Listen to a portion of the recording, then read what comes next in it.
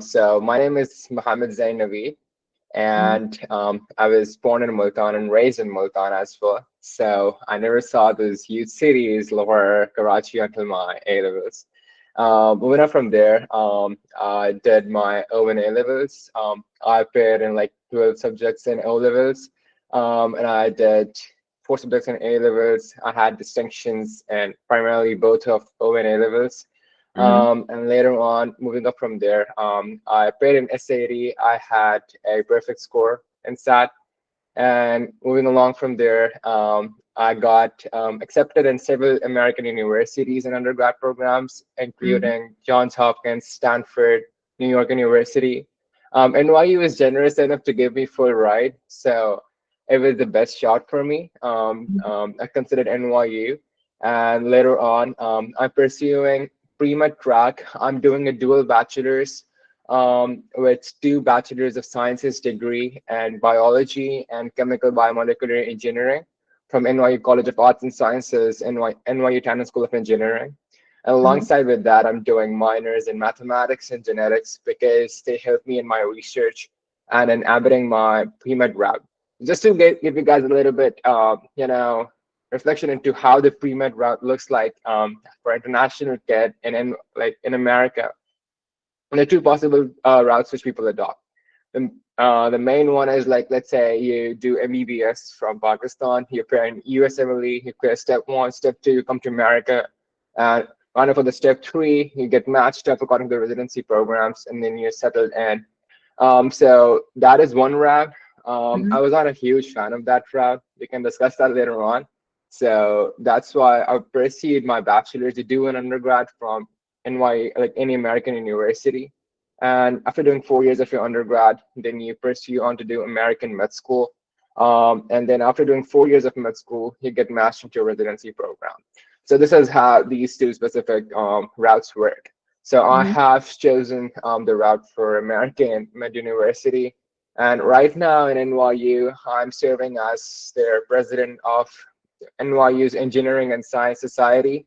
We're working on a model to make research more accessible and digestible. So we're working on a multiple layered format where we're basically making research more accessible by featuring researchers, scientists, students, scholars, and presenting them with their own research. We have students from over 23 countries and 8 different universities Great. who are working under NYU's Engineering and Science Society.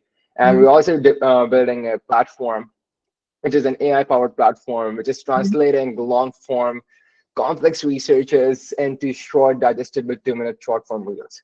So we're working on that model as well right now. Interesting. With that, I'm a sophomore, so currently I'm 19-year-old. Don't associate my age with all that, but it's actually super fun. And I'm living in New York. That was pretty much what you guys needed to know for the background of me.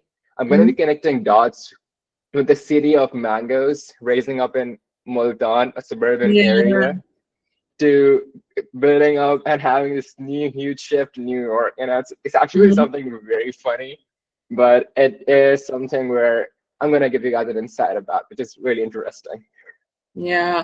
I mean, like, honestly, your journey has been really, really interesting. Again, considering, you were in Multan. And so tell a bit about back when, you were in O levels and your A levels as well. I'm sure, like, again, considering Karachi and other big cities like Islamabad and Lahore, here there's like this trend of counselors, and all those things. People start working on their profiles, like they know they want to target certain universities, and then they sort of start working. So it's a pretty strategized route that they take, right? But with you, mashallah, you were doing certain amazing projects back when you were when in Multan. You were working on autism and other things as well. So how did you get the idea about it? And if you could, share some details, and how were you managing, your 12 A star, like 12 subjects in your O levels, and then 4 subjects later on in your A levels, and then, scoring a perfect SAT score. So All yeah. right, cool. Before I go on, could you guys text in which cities are you from in Pakistan? Because I have a good news from for some people. Just text down the cities you guys belong from, especially if you're not from Lahore and Karachi or Islamabad. Me? Go ahead. Oh, Oh, so what? someone I from love Multan. that. That's I'm really from nice. Lahore. You're from Karachi.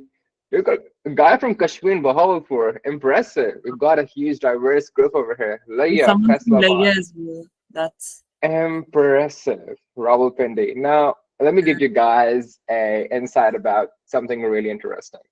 So when college admissions or college admissions faculty get your applications, let's say they make a pool, like let's say applications received from Lahore, applications received from Karachi, applications received from Islamabad.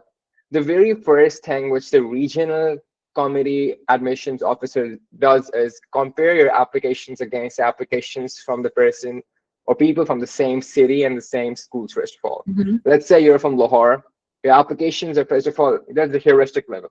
Your Mm-hmm. applications are going to be compared against your students from around your school because they want to do a very holistic review. They know this one thing that the opportunities available to you, but not the same as a person who had opportunities available in like Multan or in a low resourced area.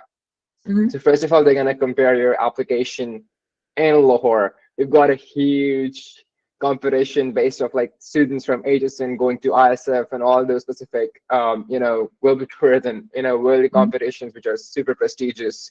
And the main reason you see HSN and all these schools pinnacling up, in undergrad admissions is just because they have that sweet spot of like all these, different competitions and exposure, which gives Mm-hmm. them that edge. So the students who are from Laya, the students who are from Bahawalpur, Kashmir, so what, you are in a low resourced area. And if you use those low resourced areas and develop a capstone project around the problem which resolved over there, you Mm-hmm. guys can hit the spot, be in Harvard next year, and say me come high in New York. Trust me.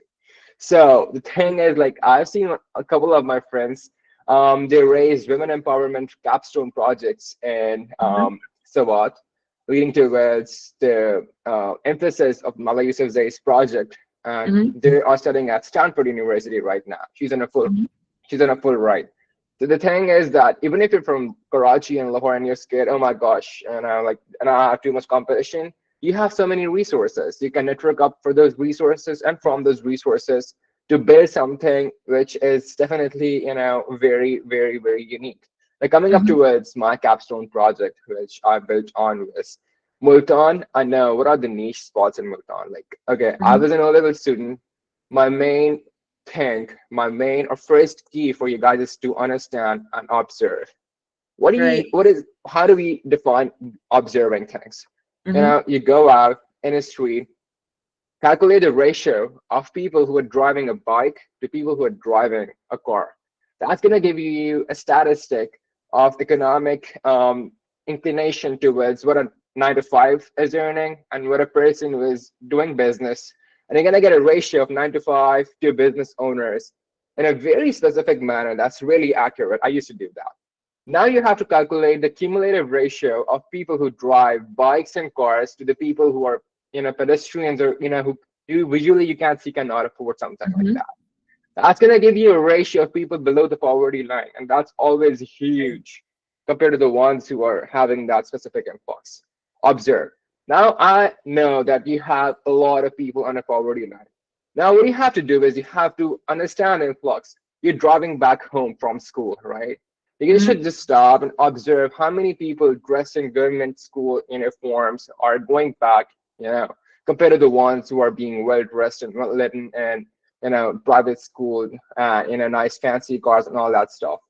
You're gonna observe that. You're gonna see another huge influx divide.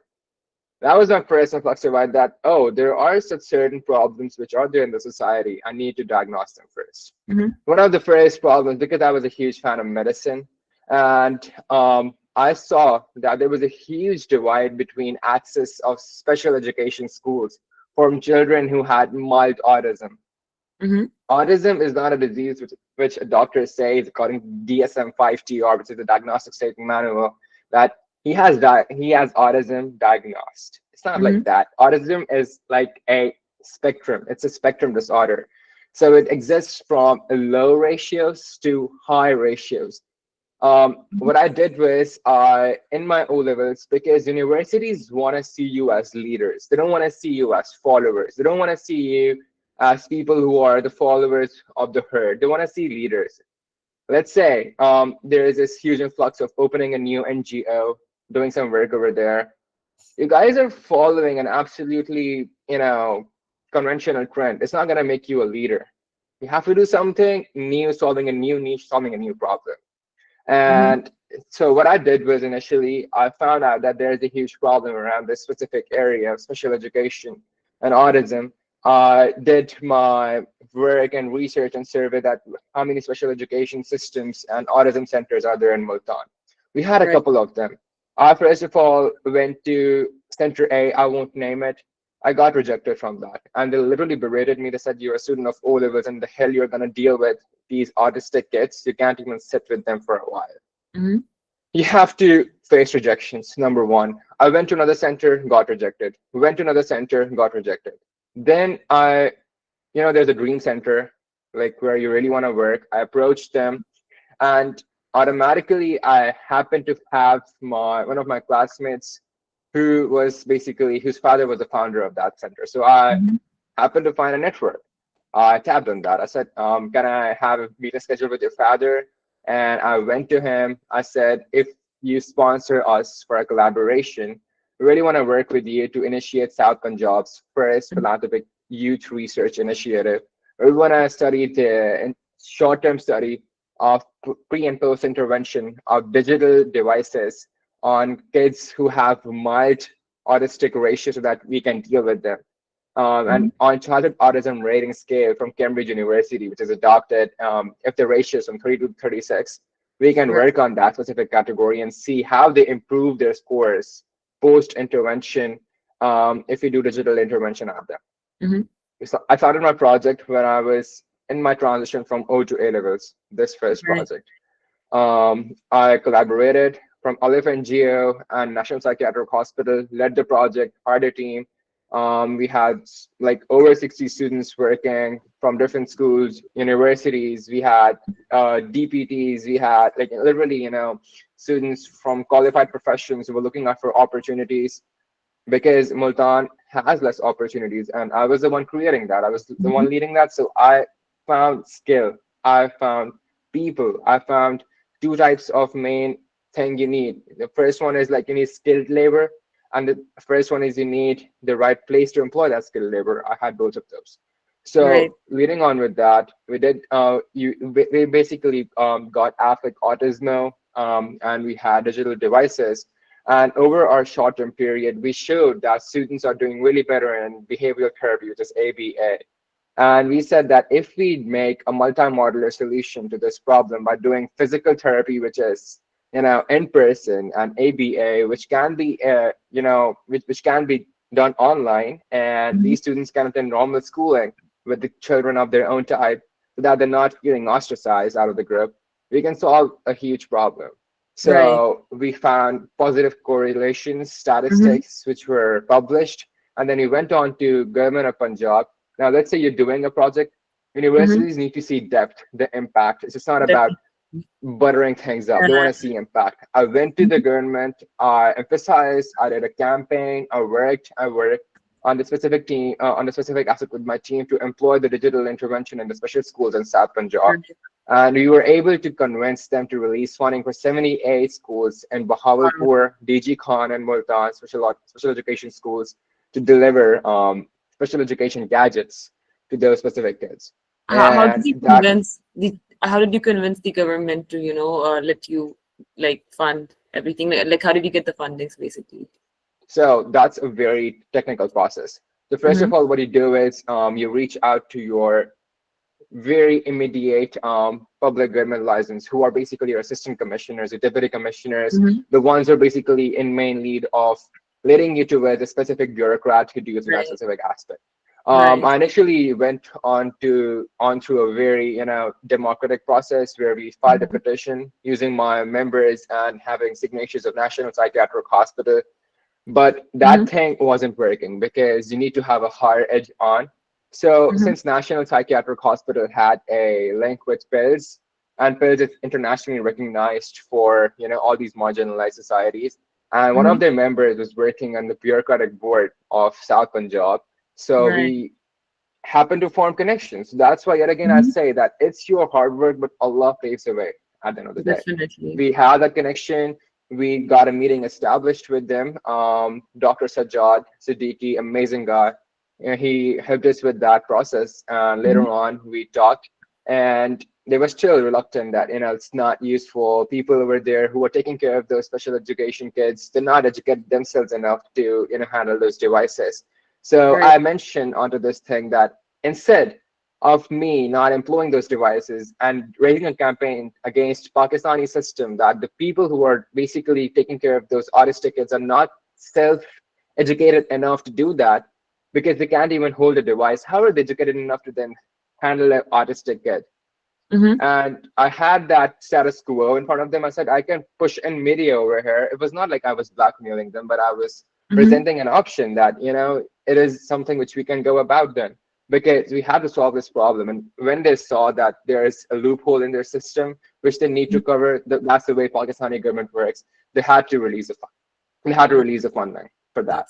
that's I never really. took the credits. I said, Mhm. you guys are leading the projects because at that time there was a turmoil of Imran Khan's and, the entire government shift and they wanted credits for stuff. I was like, okay, you guys can keep it.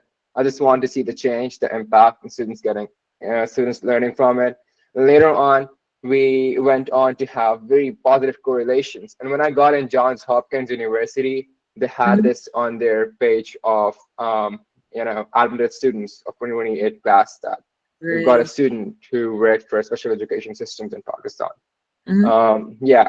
And the second most important thing, which I led on from there since I was in youth-led philanthropic research, because I was a huge fan of the fact that it's better to teach a person how to feed the fish than, to how to, catch a fish than feeding them a fish for a day. Mm-hmm. Because honestly, the cyclic systems of philanthropy work really better. And if you're doing a research, it's helping all these continuous generations who are basically getting impacted from that research.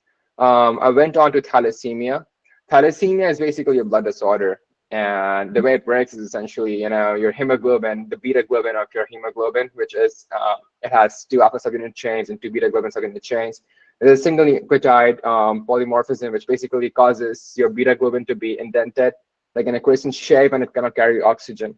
In simple way, your blood cannot carry oxygen. Mm-hmm. And this leads towards lower life expectancy up to 13 years. And a lot of kids in Pakistan, they die annually. Like annually, around 40,000 kids are diagnosed with thalassemia. It's in Pakistan, it's a huge number for me because it Mm-hmm. is coming yet again from the low socioeconomically developed Definitely. areas. And Yeah. it's 40,000 which is reported. I'm pretty sure it's way more higher than 40,000 because there are a lot of areas which are not reported in Mm-hmm. Pakistani Public Health Council and missions. So So, I spotted on how did you get the idea of like working for this specific cause? Like, what inspired you to, to work towards this thing? my family. I am a heterozygous thalassemia carrier. Right. So I had a 25% chance if I got another mutation, I would Mm-hmm. have been thalassemia major and I wouldn't have been sitting over here. My biggest privilege was that I'm healthy. And when I got to know that my family is carrying that specific Mm-hmm. mutation, it literally shook me off. And I thanked Allah that there is just a 0.0001% genetic disposition that I'm different from a person who I could have been, you Mm-hmm. know? And if that specific mutation would have been received by me, where I cannot synthesize my own hemoglobin in the right way, I cannot carry oxygen, and I'm basically getting shots of blood transfusions every 15 days, and that is my lifeline. I need to Mm-hmm. get iron chelation therapies to lower down my ferritin levels in the liver, which have spiked up to 3,300 Fe every month, and they're 12-hour long chelation therapies. And I have hormonal imbalances and I have stunted growth, problems Mm-hmm. like that. At that point, I realized that it wasn't in my control in the first place that whether I had to gain this disposition or not. It's something which was there by fate. It was Definitely. personal to me, and my personal state when I went to NYU was the reason that I'm healthy, and that's my biggest privilege. And that's Mm-hmm. the thing why I want to serve in medicine, why I want to do pre-med, why I want to follow this track. And later on, since I had the experience, I had the Mhm. team. We collaborated with Dr. Horais. He works in Biomedical University. He led us a group, and we started working with Hadia Foundation, which is one of the biggest foundations in Pakistan. We led Mhm. a research project to study how we can do pre and post intervention of psychological therapies to improve the quality of life of thalassemia patients. A lot of thalassemia patients, why is it happening, or why do we have that specific factor, is because of cousin marriages. Islamic Definitely. jurisprudence is inside Mhm. the system. So let's say when I do genetic screening, people say that the encelment of the body happens in like 3 months when the post fertility. Mhm. So the aspect is that you cannot do genetic screening on that. You cannot modify them because stem cell therapy is not working in that way. Mhm. Just not to like go into much depth and detail. I would just simply say that we worked on that because लोगों के लिए वहाँ पे मसला ये होता था कि अगर हम एक दिन की दिहाड़ी छोड़कर like if we go and अपने Mhm. बच्चे को खून लगवाएं, we cannot leave that one day की दिहाड़ी because हम लोग फिर बच्चे को खाना क्या Yeah. खिलाएंगे. Bilkul. I Right. had to deal with those families in the first place, Mhm. and we had to do quality of life training that, it's perfectly fine. And I literally had seen those kids in person who were saying on my face that, Zain bhai, हमने वैसे ही 13 साल की उम्र में मर जाना है. Why are you investing your time on us? Scary. Yeah. Just Scary to. imagine, just Yeah. imagine that intensity. Understand it's something which is a huge influx-based problem, but Mhm. indoctrinating a kid into knowing that he has to die when he's 13. So, well, yet again, that became my inspiration. I led that Definitely. project, and Alhamdulillah, now those kids are getting trainings, and those kids are doing really well now. Mhm. In Hadia Foundation, even in fact, a couple of them, they're doctors now. Wow. They're MBBS That's and they're working in Nexter achievement. Medical, Nexter Medical. And I was like, Yeah. everything is possible. Sri So, Lanka, which mhm. has the lower poverty index, Yeah. is thalassemia free. So why not Pakistan? Definitely. No, that's great. I mean, you took that initiative.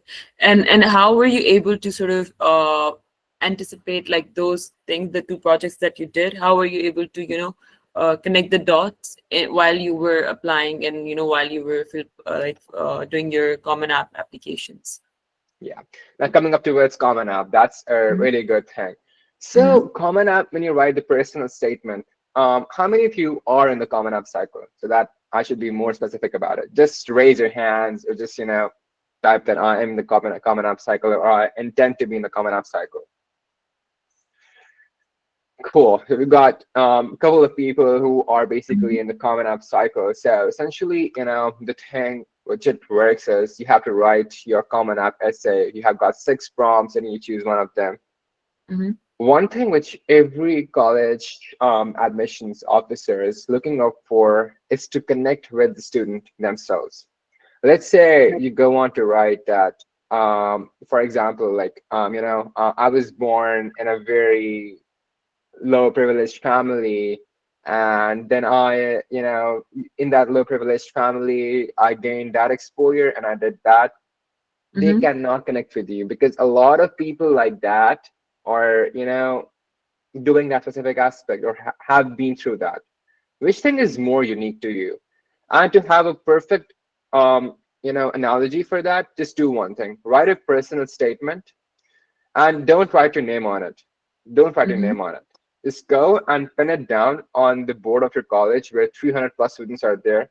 And literally, if every student reads that and knows that it's written from you, then it's a proper personal statement. Then it shows Mm-hmm. who you are.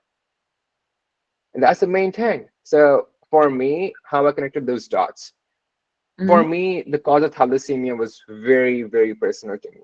Yeah. The cause of rising up from a family who once could not afford a car, because I come from a self-made family. I don't come from, golden spoon. I come from a very humble and meek background in Multan. Mm-hmm. And connecting those dots, that how I raised up myself into knowing specific things, how when I used to travel on a street and used to look at an indent in the road and seeing how people are literally stationed at the corners of the road and have made that those employment hubs where they're just doing some sort of activities like Mhm. on food cards and like working so hard.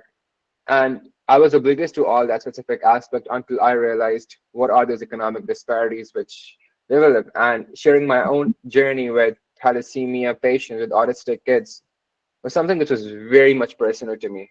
I stressed on that impact, and they want to see your vision and they want to see you as a future leader. So I Right. connected these dots. So first Mhm. thing, your crux, your first paragraph should be definitely about a banger thing which should hook the reader up. You want to hook the reader.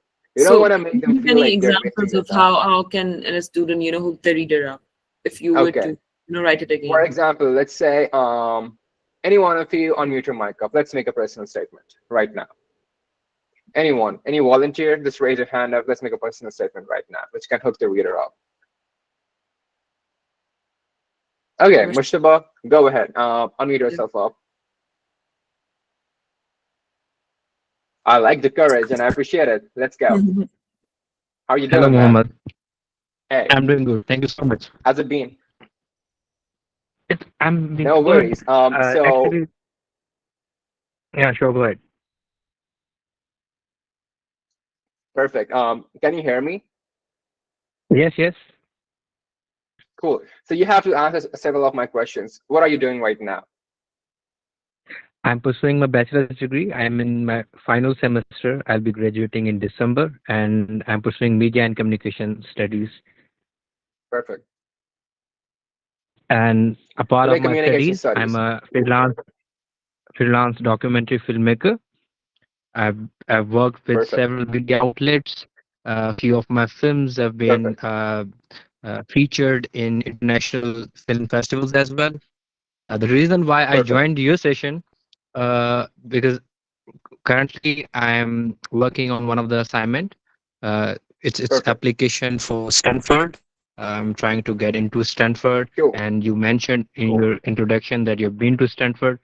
So Hmm. yes, Cool. Cool. that's what Cool. Okay. I volunteered for Hey, this. great. So one of the you mentioned that you had three collaborations. Could you just mention what those three collaborations were? Specifically, something like about those three collaborations which you did. Yes, so it was a collaborated film. It is called Sukhi that I worked in as an assistant director. It was featured in Cannes, Italy, What was the idea? and few. So the film was on um, fishermen. So Okay. There basically, you go. in the film, Mhm. if I may, so in the So yeah, film, I got an idea about Mhm. the main thing. So let's say how to make the personal statement relevant to you and how to hook the reader right up over there. What does Stanford admissions officer need to see? They need to see his future leader in you. So you did your major in communication studies, right? And filmmaking is a sort of communicative art. It's different. The Mhm. way you're trying to communicate to mass audiences. The first paragraph and the way you're hooking the reader up is by creating an impact through an innovative mechanism in communication, which you have initiated yourself as. You're not just a communication major, you're an entrepreneur because you're solving a huge problem about a specific thing, which relates around fishermen or something like that, in that specific category. So the first paragraph is about the hook. Second thing is about, I call it emotive manipulation, but it cannot be like that. It's up to you. But you have to stress on like how you have created an impact in that specific field and what inspired you to create that.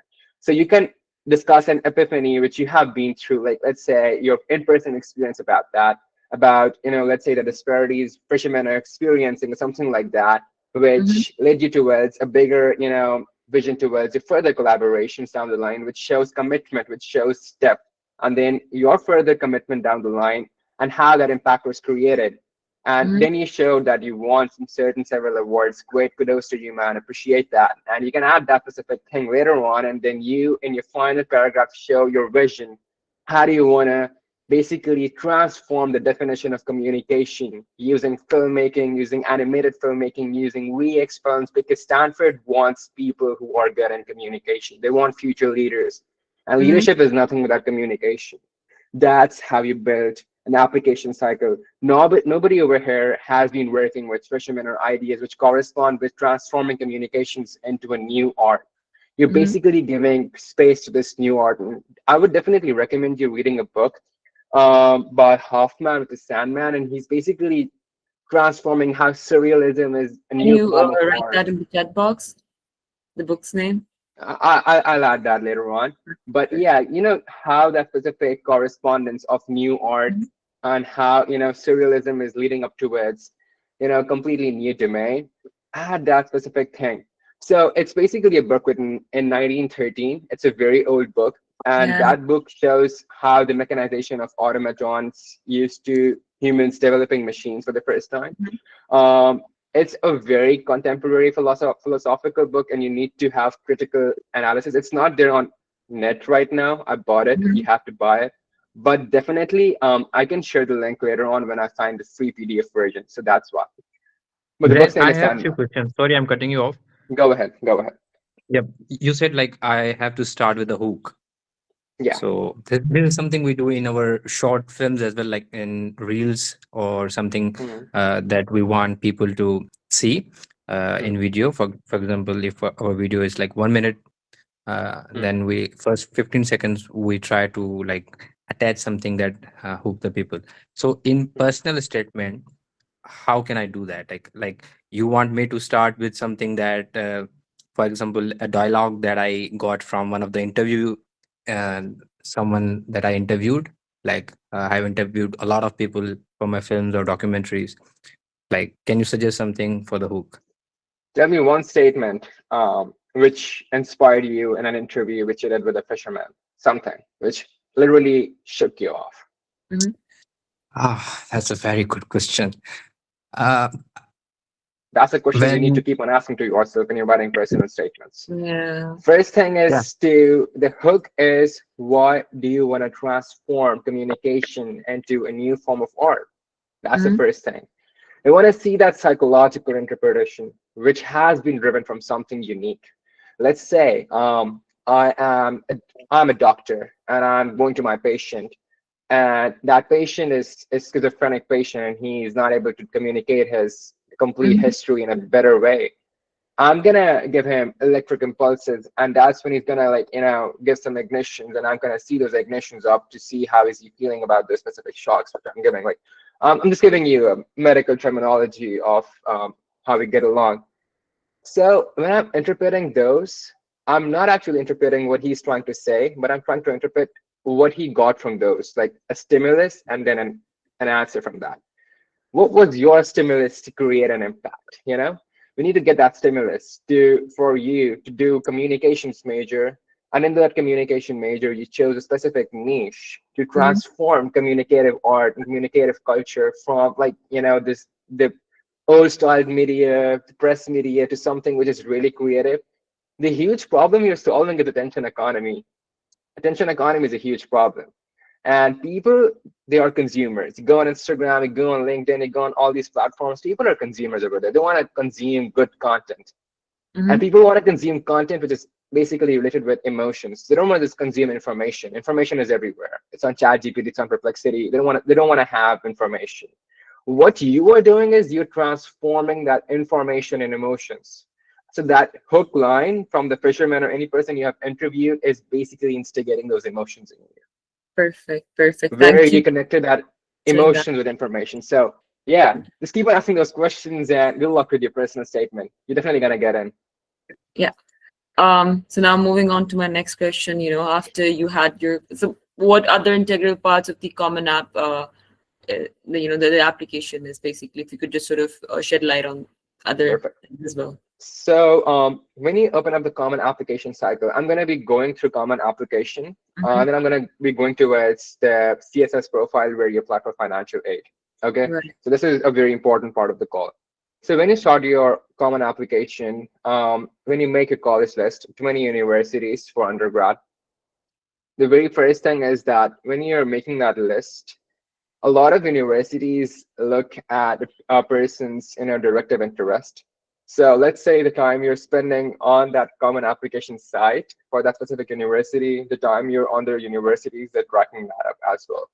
Hmm. Number one. Number two is your SAT score. It's really important. Trump's new policies about federal funding have made SAT scores obligatory and mandatory for top universities. Is it going to be implementing from next year onwards? And there's going to be a budget. There's going to be, sorry, a cap on international students which are admitting Right. every year. Right. So especially in the graduate programs, it won't affect the undergrad programs a little bit because a lot of universities cap their Yeah. international students rate at 15%, except Columbia. But Mm-hmm. the grad programs, like let's say, you go to USC and all these universities, they Mm-hmm. have 50% international students. So there's going to be a lot of Yeah. reduction in that. Exactly. They do. They do. So Right. key hook about this one thing. So you need to have a very good SAT score. I would stress on appearing in SAT again and again. Don't think that you're dumb enough to give a SAT. If you got a bad score, try again. I've seen students rising up. I gave SAT 2 times. My first score, anybody would want to guess it? It was horrible. It was literally horrible. I got a 1200 th- thing. I got a 1350 on my first Oh, score. As my right. first score, and the second time I gave, I had a perfect score. So it's all about how you work around because it's about techniques. It's Right. about how you use a blue book, how you use the you know graphing schematics, and how you are good with reading. So the ones who are giving SAT, I would emphasize more on reading, reading, and reading. Read articles. Have a complete gift of gab. Be local and in that specific Mhm. aspects of that. When you're reading passages. Yes, Akasha, you have a okay, cool. So So I'd be just sorry to cut you, but I'd be opening up the floor after after our chat. perfect. Anyone Cool. can ask questions after that. Yeah. Yeah. So, getting along with that, have a good Mhm. SAT score. I would definitely recommend having a SAT score above 1500. That certainly sets up the thresholds. Mhm. One more thing, a good news for students who had D's and C's in O levels. You have a better chance of getting in a good university than a person who had straight A stars and then they crashed in A levels. That's unique. Universities want to see positive trend. Universities want to see that you are improving from step one to step two. For graduate studies, it's GRE. Yeah.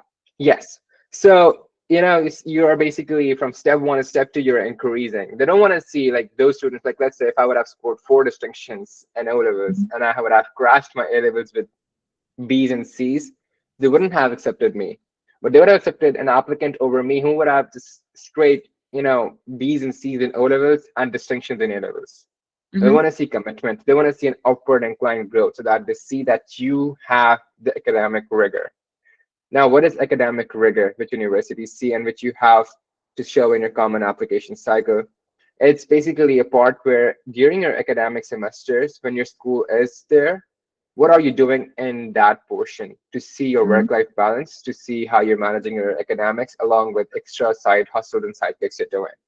So try Mhm. to emphasize whatever you're doing during the academic semesters. It shows depth that you can manage multiple tasks while not compromising on your education because they want to see students who are good in who can be good in university and who can perform really good.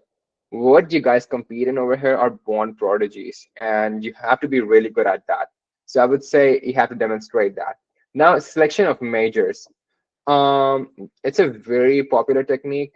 Sorry, less popular technique in a way. When you're choosing a major, there is an option called other at the very end. Like let's say biology, marine biology, chemical sciences, and all that stuff. And at the very end, there's an option other, and it gives you 50 more words to explain that other. So it's giving you 50 more words to explain your major, and 50 more words to explain what you have to do because it's a huge issue. You have word barriers. So I would definitely say that if you are into something unique, like much about you or anybody else who is inclining towards something unique, choose that other option and explain that in those 50 words. Third most important thing is like all this supplementary essays you guys write, they again need to be curated in a way which is way more personality, which is basically actually having an impact on an answer where you are creating a complete holistic review of who you are as a person. They want to know you as a human being before being a robot. They don't want people who are just academic robots and have no sense of community.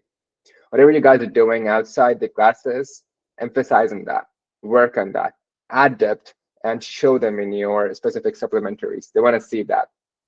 And once you're done with your common application cycle, and I would say start early. please start early.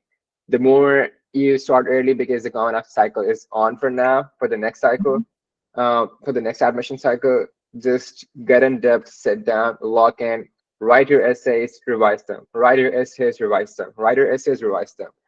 Know what's more personal to you, what's looking like that personal statement is like you. And I would definitely say I can actually emphasize on that aspect that there's a lot of content on internet. Go to ChatGPT, go to Google, and you're Mhm. gonna see a lot of personal statements of students who are accepted. I used to read them to have an Yeah. insight into how to write that, how to curate that.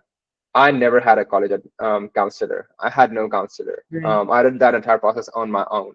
So college admissions officers know when a person is getting their essay through an advisor and not through an advisor. They Mm-hmm. can diagnose that. They have been working for years, reading applications of hundreds and thousands of students. So don't try to fool them around. So yeah, first thing, SAT. Second thing, your essay. This should be banger. And with SAT, your GPA should be really good. Just an upward inclination is something they want to see. So I would emphasize if you're doing A levels, sit down and Mm-hmm. focus on your academics. We'll do party later on, but you need to focus on your exams for now because that's really important. And even if you are in your bachelor's, you're doing university and applying for universities abroad, we want to see an upward inclination and growth. Let's say you were a freshman, you were in your foundation year, you crashed your courses, it's perfectly fine. You need to show an upward incline in your semester GPAs, and it should top up with a 4.0 by the last semester.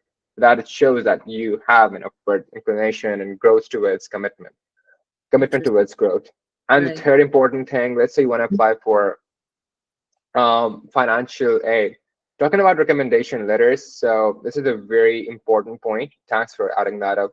So recommendation letters are something which is really important. One of the first recommendation letters should come from a specialized person in your field. Let's say if I'm applying to bachelor's of sciences or something like a pre-med program, I would want my recommendation letter to be given from a person who has been a doctor, who is basically related to the field of medicine. Mm-hmm. And if you type his name on Google, he should pop up because universities see that. And third most important thing is with the recommendation letters, try to actually have a good connection with the person who's writing your recommendation letters because a lot of times what professors do is they ask you guys to write your recommendation letters yourself, you submit them, universities can't see that. Don't try Mm-hmm. to fool the process. Never try to fool the process. Request them to write the recommendation letters themselves. And I would say that you can give the points, let's say, because professors have a lot on their plate, but ask them to conform it yourself. One of my recommendation letters, which my, so I got two recommendation letters. One of them was from a professor from Princeton University Mm-hmm. who recognized my research, Dr. Saad Gulzar. Second most important was from my basically the high schools, my A levels headmistress, because that was the immediate place where I was working initially. And the third most important recommendation letter was from my autistic center, Dr. Sajjad Siddiqui, who helped me foster collaboration. So it shows three things. First thing is the impact to my first recommendation letter, the impact I created from my projects. Second most is my academic rigor, which I showed from the recommendation letter from my A levels, said that he's a very studious student. And the third most important recommendation letter was from Dr. Sajjad Siddiqui about my initiative of me being a leader. So I Mm-hmm. emphasized my three qualities using three different domains of research. Uh, I would say you can ask your teachers to write recommendation letters, but those teachers are writing recommendation letters for everyone around you. It's not unique. So if you're targeting a very good university, you need to have strong recommendation letters. Reach out to your professors, go talk to them, have spent time with them, ask them to write recommendations about what do you Mm-hmm. say about brag sheets.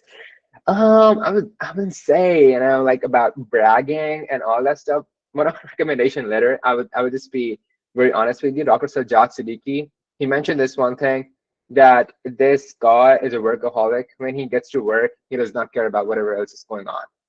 And Mm-hmm. what he mentioned that in the recommendation letter, he was being honest. He literally he just scribbled up things on paper and said that you can type it up and send that, and you don't have to change. So this is one of the main important things. How do we prepare for SAT? Yeah, so SAT preparation is something really important. The very first step is like you guys have an online platform where you give your SAT. That's the Blue Book. I started my preparation with Khan Academy. They've got foundation, like foundation, medium, and advanced levels. Do that. The very key important aspect and SAT is, how you are working along your failures. Let's Mm-hmm. say I used to have a specific notion, a Google Drive made, where all the questions I used to get wrong, I used to make another copy of them and I used to practice them again and I used to write why am I wrong, where am I wrong. And Mm-hmm. then I used to study them in depth. And after studying them in depth, I used to do another problem set, another SAT test, practice test, and I used to diagnose my problems from there. I had these two tests. I diagnosed my problems. Now I'm gonna do problems relevant to those problems I got wrong, like 50 questions word back. I used to Mm-hmm. go through them. When I used to go through them, like I used to rehearse on my mistakes again and again and again. That cyclic thing basically trains your brain to how to navigate that this question is my troublemaker question and I need to be careful in it. So I was working up with that. Second most important thing is speed. SAT is efficient speed because you have to do like around 8 passages in some certain amount of time. So it's like it's very fast. You have to be very, you have to have a very good sense of your reading, fast text. So what I used to do was I used to read a lot. I used to read textbooks. I used to read articles. I used to read like random stuff a lot. Apart from doom scrolling, which you guys do 24/7. Like you don't have to do that. Read. And that's gonna help your mind to develop that cognitive ability to just, understand and grasp stuff easily. Third most important thing which you have to work along is that for your math section, just try to know like your O levels math is something which is really important. But since SAT math has American calculus concepts, so, you have to work around with that. Just practice, practice, practice, diagnose your problems, do it again, give depth, and it should be fine. I wouldn't say that you are good for the next cycle if you don't give SAT because a lot of top tier universities they are gonna have a dead end because they won't be receiving federal funding if they accept international applicants without SAT scores. Give SAT. There is no option of not giving a SAT right now. If I'd be very honest, don't be in denial. Give your SAT and start preparing for it ASAP. So yeah, Great. Perfect. cool. So that's how like the whole process was done for you through the Common Yeah, App. sorry for common application Mhm. coming toward the CSS as Mhm. well. The students who want to apply for, need aware and need bind universities. Now, this is a very important aspect. Need aware universities are those universities that basically are looking up for students who can actually afford university. So you have to show your convenient sources of funding that university.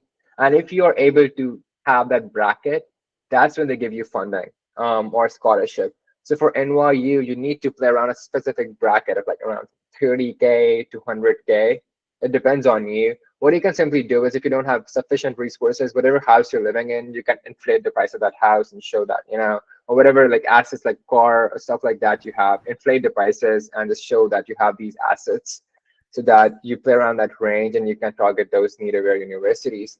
Mhm. And for need bound universities, they don't care about your assets, they don't care about your funding. You just need to see that your family is earning below 100K a year, Mhm. which is around Pakistani 30 million.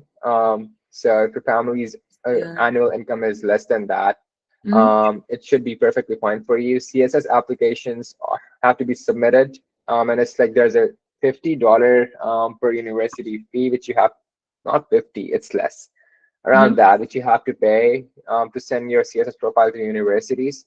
So I would definitely say shoot your shot for CSS for need nine and need aware universities both.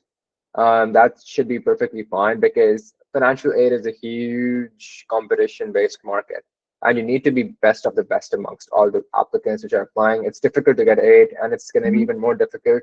I'm not discouraging you guys, but I would say just know your pivot points and start working on it right now. Interesting. Interesting. Great. Thank you for explaining all of that in detail.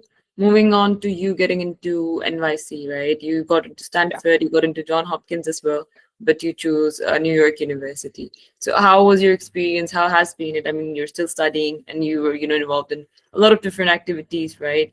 So how has that been like for you? And how Yeah. has that changed you as a person? Well, that is a very good question. Uh-huh. So coming up, the change from Multan to New York City, it is like, two completely different worlds, Hmm. essentially. Wait, do we have Abdullah Azam in the call? What? Oh, wait, sorry for that. Okay. No So, worries. coming from Multan to New York City, it's something of a huge change, which you have to adapt onto. In Multan, you're living a very slow, a lavish lifestyle, and all that stuff where you're just waking up whenever you want Hmm. to. You have a slow-paced life. You've got a car. You can drive around and all that stuff. So you Hmm. have that comfort mindset. And I was 17 when I came to America. So Hmm. the Crazy. thing was like the thing was that it was funny that I came to New York, Hmm. navigating subways, maps, working around minutes. Every single minute matters. If a person Hmm. says you have to be there at 10:15, it's 10:15. So like a fast-paced life, working around and knowing how to be efficacious and all that stuff, managing your daily chores, your routine, from your laundry to your cooking to your academics to your club schedules and meets and everything. You have to be very organized, extremely organized, because the liability of wasting time is very high. You Hmm. miss two classes, you get a U on your transcript. And the classes where you get an A at 93 and Crazy. 93 where you have six midterms every Hmm. semester. I have midterms every 2 weeks for all my subjects. How do you manage like your exams, studies, classes, your So let's say co-curriculars, everything when I else? was commuting, I'm in the subway. My one hand, I'm like holding a bar, and the second hand, I'm reading, and I'm using my on key cards and studying. So while I'm Mhm, commuting, I'm sitting in the bus. I'm not doing schooling. I'm studying. I'm grasping up my Anki notes. mhm, At the night when I'm taking a scroll, or when I'm even having my food, I'm scrolling up, I'm reading, talking about that stuff. My schedules are met in that specific way. I would mhm, say, let's say you guys might have a screen time of more than 6 hours. Reduce that up drastically and you're going to see the results automatically. So right, work around with the work-life balance and all that stuff. So coming up towards NYU and New mhm, York City.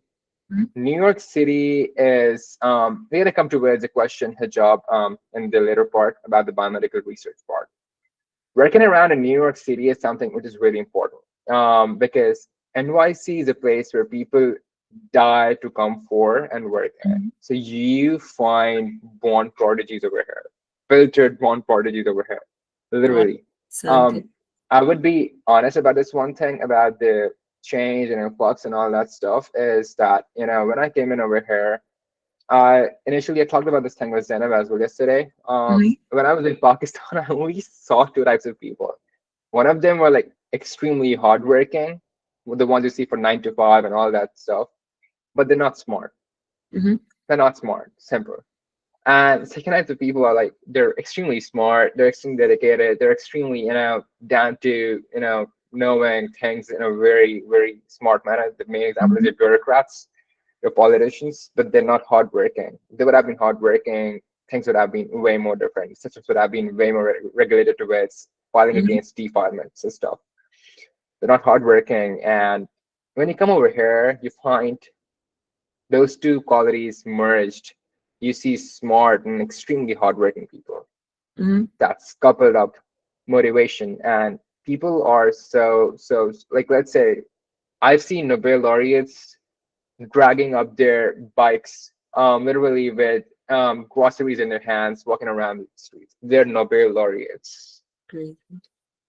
So you get to find a lot of such people around, and when you see them, you do get humbled down, and you do get that specific aspect of working more Mhm, efficaciously towards your goals. mhm, One more thing about NYC, when I came in, the very first thing I stressed on was networking. My main goal was that I have to make 5 new friends every day.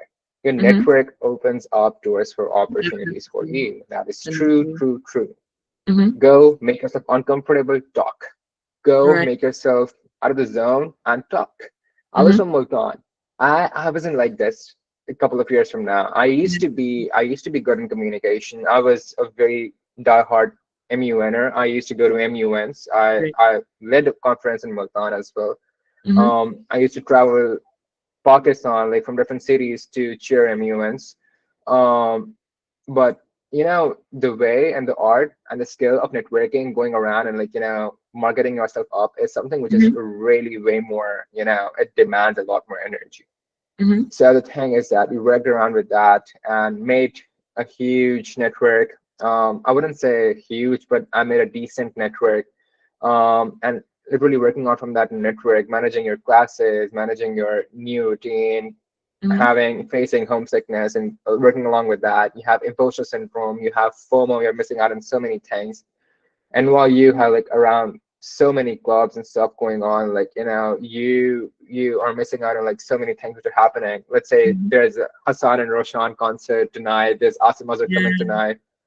I can't go just because like I have work and all that stuff. Mm-hmm. So coming up and stressing on these things. It's just not about party, but all about like there are clubs, unions, there are scientist gatherings, and Mm-hmm. there are researchers, symposiums, and all that stuff.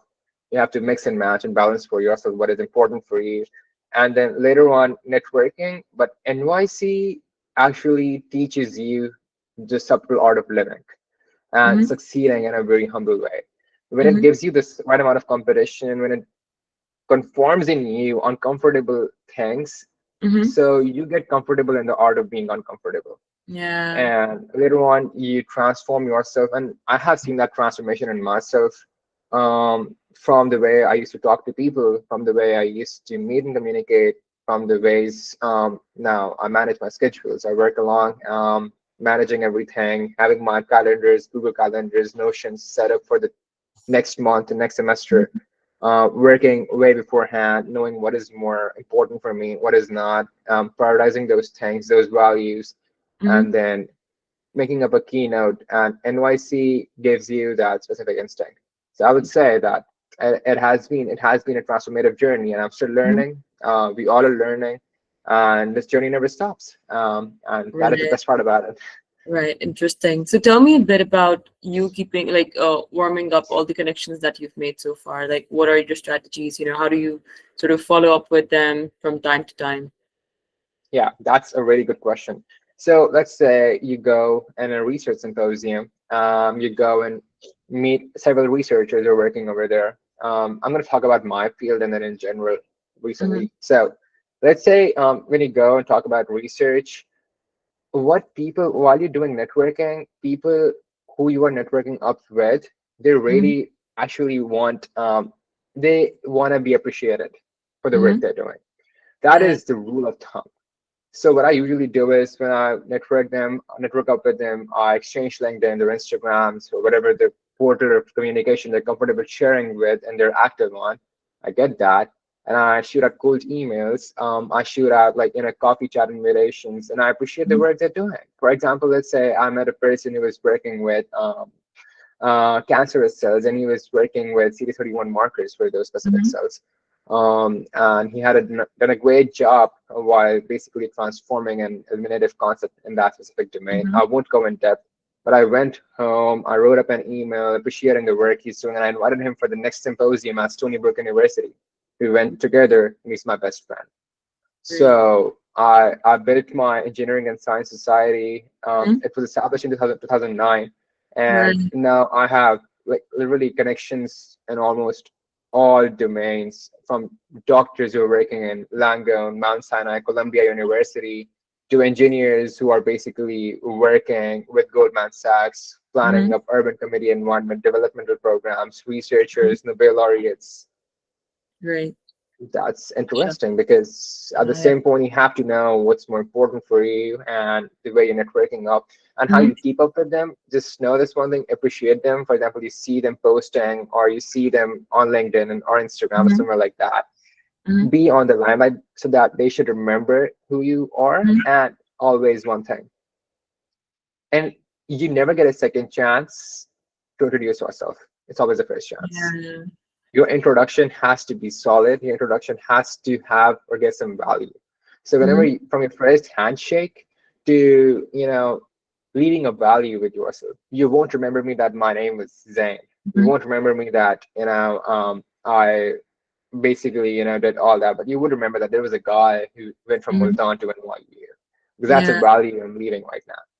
So the thing is that you need to associate those values. For example, like Mustaba, he was mentioning about him doing documentaries, short form videos, and Mm-hmm. all that stuff. I've got you guys who are from Laya, who are from Sawat, who are passionate about doing things. I might not remember your names, but I know that there was a guy who did that. Mm-hmm. And Yeah. coming on to this thing as well, common application or admissions officers, they don't remember your name. They said there was a guy who is working in Sawat about a socioeconomic status reform and policies. We should admit that person. Mm-hmm. So took they take their value, they take your value from Makes sense. your specific rocks and Mm-hmm. add that and weigh in. And that's how networking works. Given Great. that value, you market yourself out, and there you go. Interesting, interesting. Now moving on to my next question. If you could, just quickly run down through the work that you're doing, the research app. I think it's like this AI app that you're making, or some Perfect. sort of software, right? So Cool. Okay. how's that going? What's the planning? What are you guys, looking Perfect. forward to? Yeah. Cool. So, coming up with my current projects right now. So Mm-hmm. for now, I'm working with I'm basically in my engineering and science society. Mm-hmm. We're making an app, basically a platform called ScholarSync, which is an AI-powered platform where we are Mm-hmm. basically transforming published research papers into short-form Right. digestible content. Just imagine Mm-hmm. having a TikTok for research. Why is it unique? Is just because it's giving credibility to those researchers, scientists, Mm-hmm. and students who have academic domains and who are doing work and research. Because a huge problem which we are seeing is a paper is being published every 31 seconds, but it's not getting the right traction. It hardly gets a citation number. Right. 76% of papers in social sciences go uncited. Like a Why lot is of so? it is because billions of dollars are being poured in, but because of papers coming in, like the speed of research is so fast that a Mm-hmm. lot of, like, let's say if you publish a comp sci paper, two Mm-hmm. months later that research is obsolete. You would never want to read that research because you want to stay up to date about how AI is transforming, how medicine and AI is transforming, and stuff like that. You need a Right. platform which is helping you solve that problem. Perplexity is solving that problem by giving like three-liner statements, but we want to make it more digestible using this app. This is something which works with the attention economy, and I found that really interesting. So transforming that app, and right now Mm-hmm. we're working around with building that audience engagement and Instagram, and then channelizing it to its app. Great, Second great. most important thing about my research, I'm working with muscular stem cells. And about muscular stem cells, what I'm doing is I am basically navigating, about muscular dystrophy. It's a disease which is basically as you age, you have muscle loss, you have stem cell loss. Why I was interested in stem cells was because the stem cell idea, hematopoietic stem cells, comes from thalassemia. So I wanted to Mm-hmm. study stem cells. And I'm studying the molecular pathways which leads towards stem cell differentiation. And Right. we're working on IL-6 that is still under review, but interleukin Mm-hmm. 6 kind of the potential pathway. Like if we inject interleukin 6 in patients who are recovering from their orthopedic injuries, they can basically, self-heal and have Mm-hmm. regenerative muscle tissue in a very fast process. So we're trying to work on that. So Interesting. that's a part of my research. And before that, over the summers, I made an AI model which tracks muscular dystrophy or muscular ablation after injury using an online computational tool, which is named as Mhm. Microsoft. Mhm. And it basically tracks muscular dystrophy in patients about how the muscles are getting dystrophied or muscles are getting, retracted. So that's for my research project. And before that, I was also working. I'm still on the part of the team called White Romney. We Right. made a chip, an organ on a chip, where we're basically imitating the microfluidics of bone marrow so that we Mhm. can study leukemia, cancerous cells in real time. And we can use that chip to work on towards relegated therapies or personalized therapies for the patients Mhm. in in real time so that we can give or dose them with drugs which can perfectly suit them well.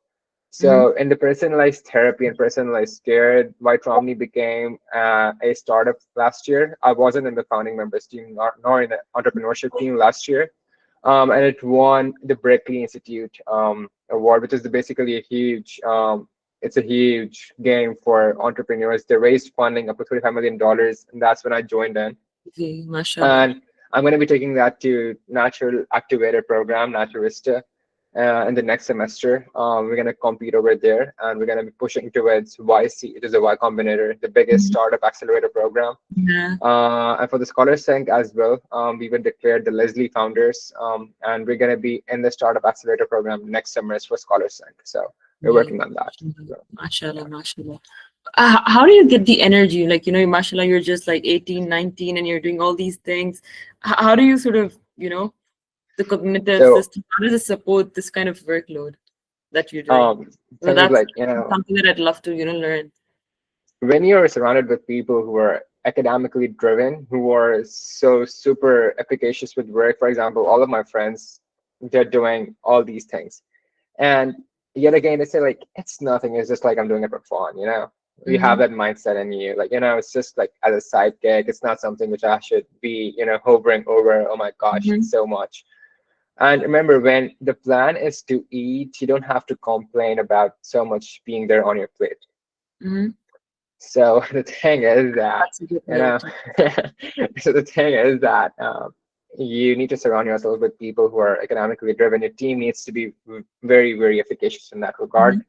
And you should know this one thing that, your 20s, I would say, are the perfect time where you can give in. And I would say, I do get burnt out. It's not like I don't get burnt out, but there are things which I can work around with burnout.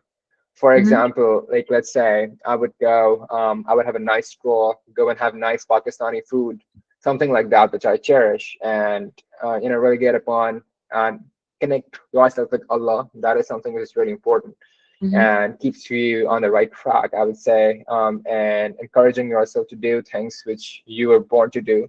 And then Mm-hmm. this station fact that, I'm over here in New York City, and I, there was just a 1% chance that I'm over here out of the application, admission cycle, and all that stuff. And let's say if I wouldn't have been over here, would I be utilizing my time in the same way? And at that point, I realized that I'm literally living the dreams of many students. And that makes me humble down, and that Mm-hmm. gives me the energy to give even more effort into my things which I'm doing. Avoids burnout for me, and later on gives me the courage to invest in more time. I lost a lot of my hair. You see, my hairline is gone, but I don't see that But still, as yeah, I think what you're doing, it's amazing. It's fine. But the thing is that at the same time, there are stakes. But yeah, you have to be very, very efficacious because I know if I take some risk right now, the liability is not too high. Later on in Definitely. your life, you are a student, you get masters done, you get married, and once you get married, you have your kids, your Mm-hmm. liabilities increase. You cannot take Definitely. risks later on in your lifetime. This Definitely. is the Yeah. perfect sweet spot when you should take risks because you never know, a risk blows up and Mhm. you are featured in Forbes the next year. You never know. So it's just not Definitely. about money, it's about the purpose associated with it. I know money, you need to have those dreams which you can capitalize on and Mhm. earn your bread and butter from. But I would definitely say that it should be something which should make you feel or have fulfillment within you. Definitely. So whenever I'm doing this stuff, it gives me Mm-hmm. fulfillment that okay, if I'm doing something for the well cause, Mm-hmm. for the better cause, and if it's helping someone, it is the best return on investment I'm getting. Whenever I see those thalassemia kids, they're doing great in their life right now, and they're raising their awareness programs. When I see those autistic kids, one of them just graduated his elementary school. His name is Mahad. His mom video called me. Those are the moments I cherish. That That's my great. hard work really paid off.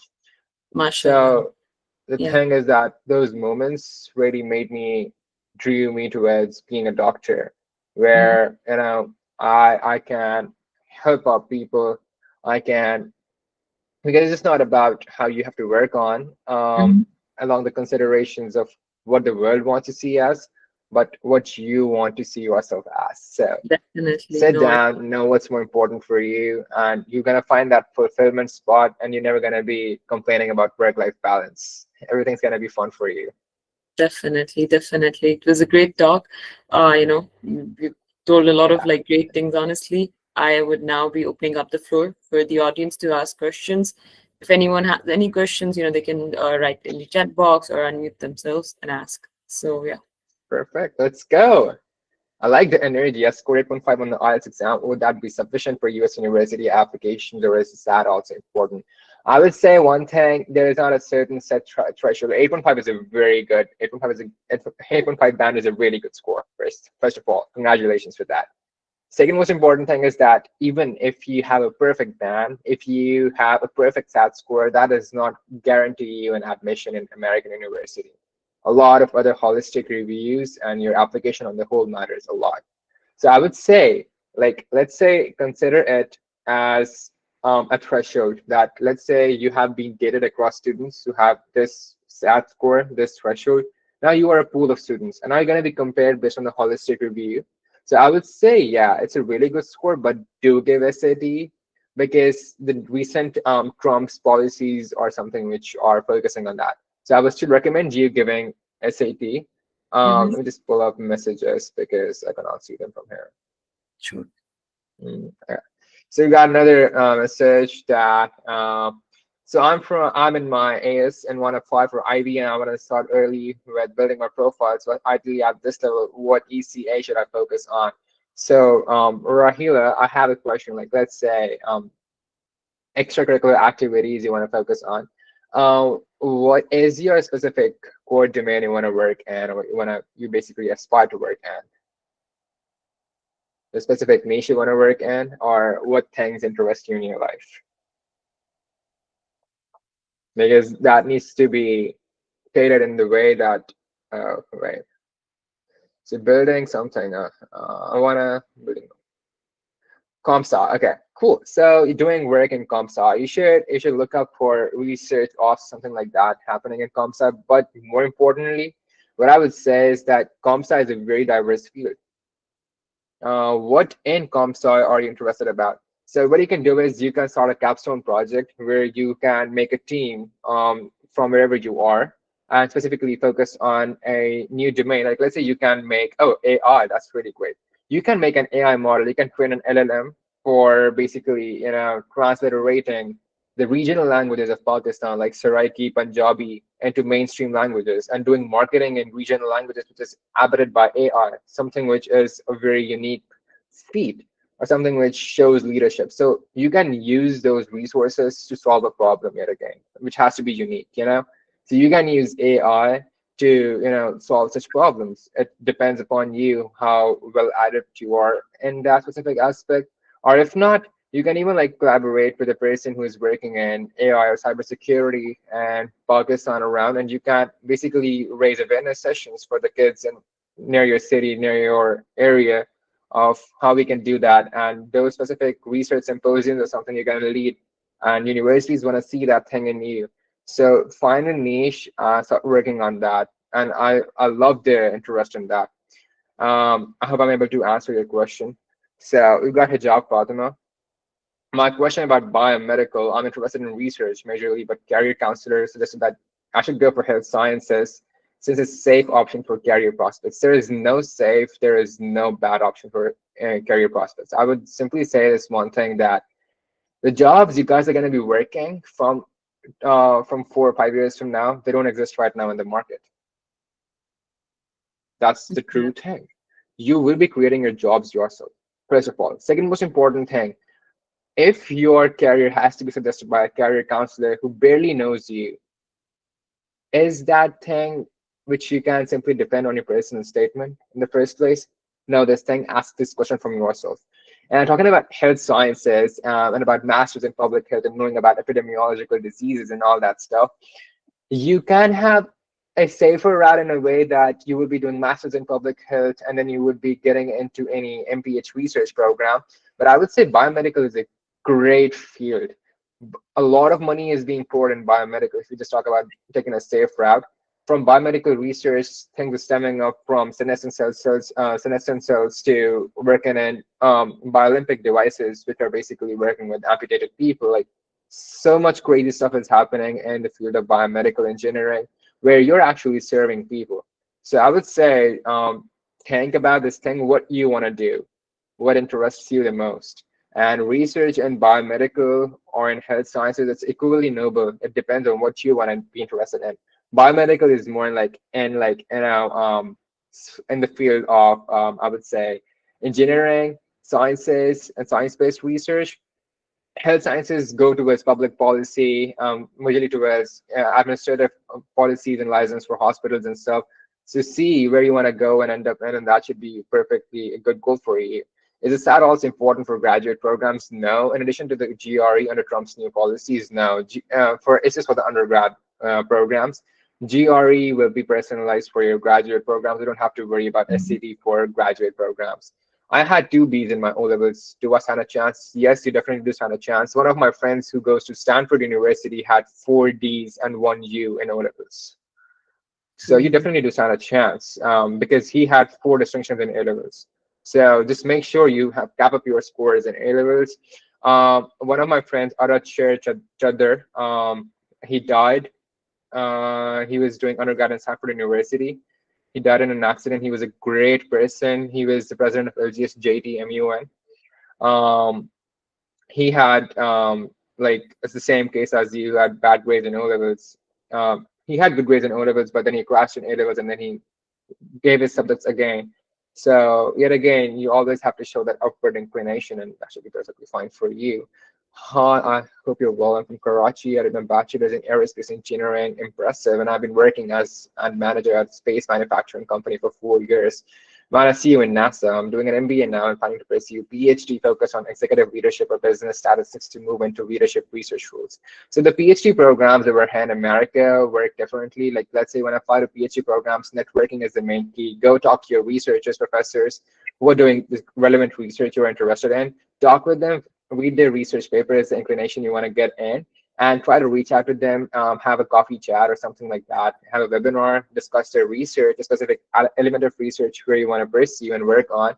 And then the diagnostic test for PhD stands differently for different departments. For your department, it's going to be, they're going to give you three different papers from three different fields. You're going to study them and you're going to have a talk on them. There's going to be an interrogation, and then you're going to be passed on your PhD tests to fully fund your PhD. So you should look out for programs in America. I would say do look out for Purdue University's program in aerospace engineering. It's really good. It should be perfectly good for you. You stand a chance over there. Plus you have industry roles as well. So it's pretty good. Great job, Yasser. For Akasha, doing pre-courses, like I've done cybersecurity course, and also I want to pursue field of cybersecurity. So would it help in making my profile strong somehow? Profiles are not strong or less strong. There is no quantification of how should I basically know what profile is which profile. But I would definitely know you're doing courses, you're adding depth and showing just one thing, that you're academically rigorous. But how has that course impacted you to do something great? Connect this course which you did into an active elemental role you're playing in the society. Maybe like you build something out of that course, or you're basically implementing a public policy, you're raising a campaign towards a public policy to show that the course you have studied is basically being implemented in the right way. Yes, that would make your profile really strong. I was hoping to get a fully funded PhD in the US. You definitely can and settle there, but recent H-1B changes may have me wondering if I should target the US or consider Europe, UK, Australia. I know someone who followed a similar path, master's PhD in the US, job at Johnson and Johnson is crazy. And it worked out well. So I'm trying to figure out this if it is realistic. Could you share your thoughts or any advice on whether a PhD? So PhD right now is the perfect route. Once you do PhDs, you have published papers, you hit Nature or something like that, you can apply for O1 visa. You don't have to go for H1B route. Because when you have research papers on the count, do look in for extraordinary capability visa. If you have researches with impact factors higher than 40, you can apply and file for O1 visa, and you can get that as well. So the thing is that there are multiple routes. Routes are always open for you. Don't look at the journal influx of social media, what's going on, and like make your the science. If you're really passionate in doing research in America, explore the ops, come over here and start your PhD. I would say I would definitely encourage you doing that because American PhD programs have a really nice design-based systems. I'm not saying that it's not good in Europe, UK, and Australia, but I would say that the pathway towards industry is way more easier from here. And you can file for O1 visa if that's a new route as well for you guys. You should definitely explore that if you're doing a PhD. Work up with research papers and talk to your immigration lawyer, attorneys, and it should be perfectly fine for you. And I've seen a lot of students who do PhD, they're really doing good and great because they can actually emphasize their capabilities in specific roles which the American government needs and which the research departments need. So I like your domain, so keep up with that as well. Can you suggest some graduate scholarships in USA for humanities students? So there are two types of scholarships. One is the Fulbright program. You guys know well about it. I would say Zainab has been through this, cycle from LSE, so you can recommend that as well. But Mhm. there are some certain other scholarships which you guys can, which are institutional scholarships.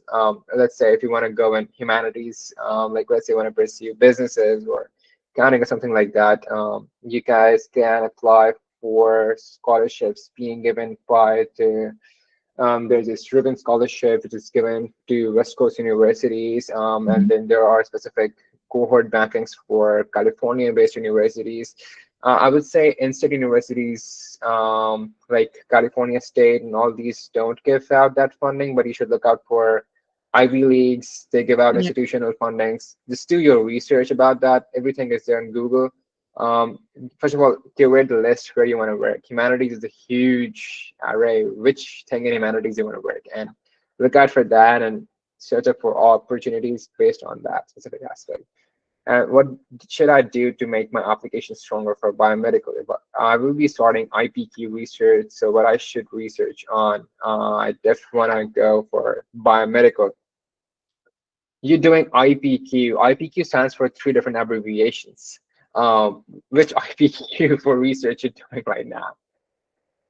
Please explain EB2 NIW visa if you can't qualify for H1B or O1. I won't be giving any immigration advices right now.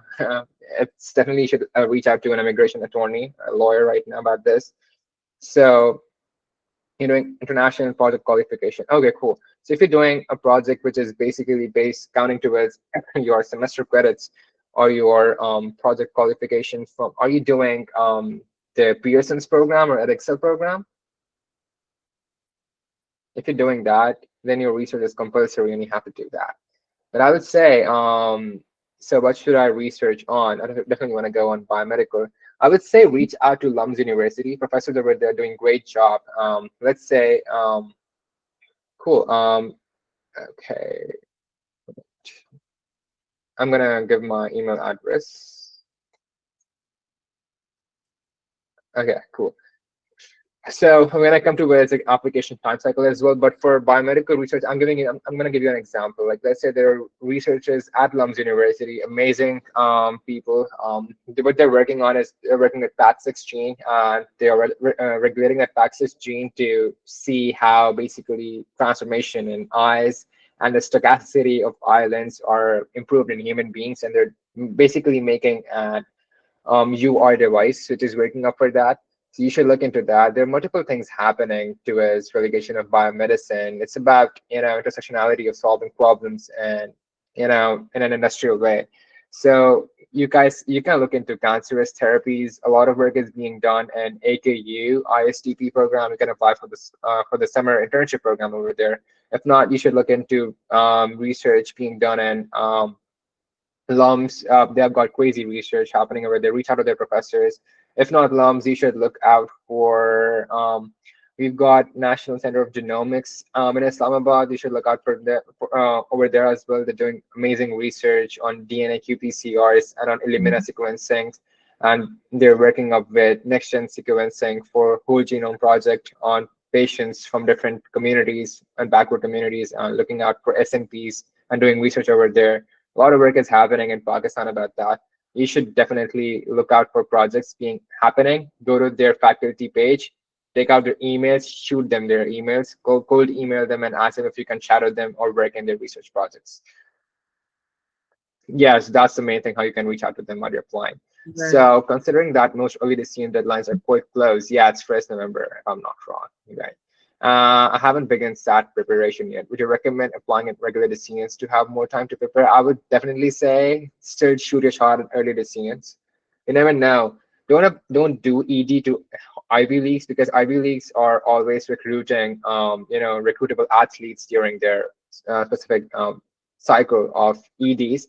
But I would say apply to a good shot. Like, let's say, I would definitely recommend applying to colleges like Connecticut College or something like that, which gives full aid to international students if you're applying with full aid or need financial aid.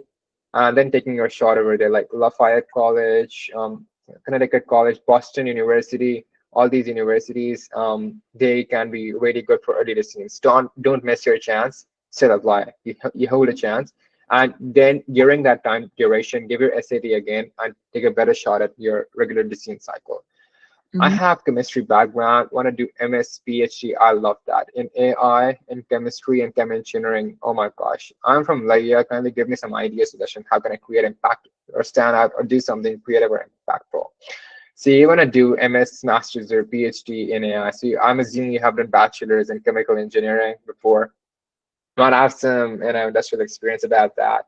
In chemical engineering, a lot of fields and domains to come in, from nanostructural, DNA particles, X-ray crystallography, because I'm working in that domain of medicine.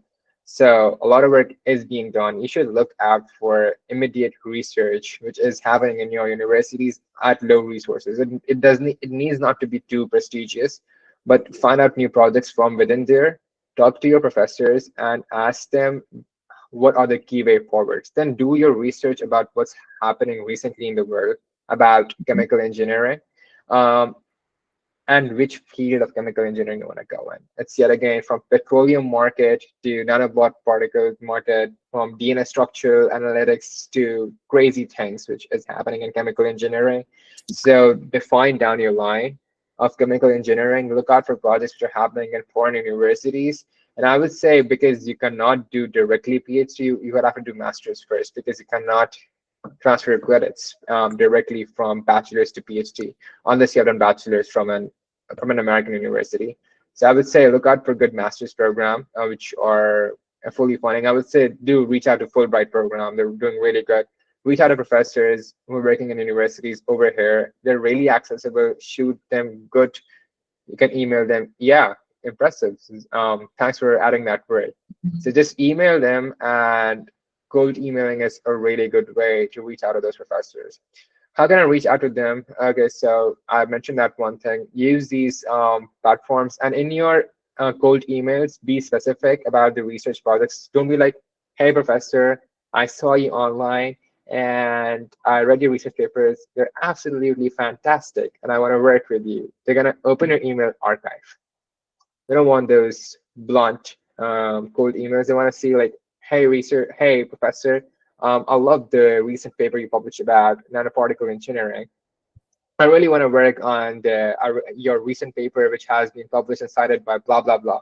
I was interested in how you're gonna rate, like how you're gonna lead the way forward towards X-ray crystallography and Mm-hmm. managing double helical DNA homodimers, which can be a specific blah blah blah bad structure for let's say ASO or antisense oligonucleotides being given for let's say if you have a schizophrenic disease or something like that, and you want to work in that domain, and you can lead up towards that, something like that, where you're giving value, they're definitely going to reply. And if they don't reply, send a follow-up email. So that's the way you have to work around with the cold emails. And be specific. Look out for research, ops, projects, and things are going around. Know that if you're from a low resource areas, leverage those resources, make an impact. You've got it. Great, perfect. Thank you so much. For summing that up, and also for yes. So you will be getting a recording. I'll be emailing that to you guys after the webinar is done. Right. And for the templates, you can find them out online. There are many resources available, so that's pretty easy. Baki, yeah, it was great talking to you. Thank you You so much too. for It your was time. an I think this absolute is one of pleasure. the, yeah, this is one of the best conversations that I've ever had. Honestly, it was such, such an amazing webinar, very insightful. I personally learned a lot, and yeah, take care. Oh, it was impressive. Thank you so much, guys. Keep on working with the same passion. You've got it, definitely. Take Bye. care and have the Take great rest care. of the weekend. Goodbye. Bye bye. Bye. Love this. Love this.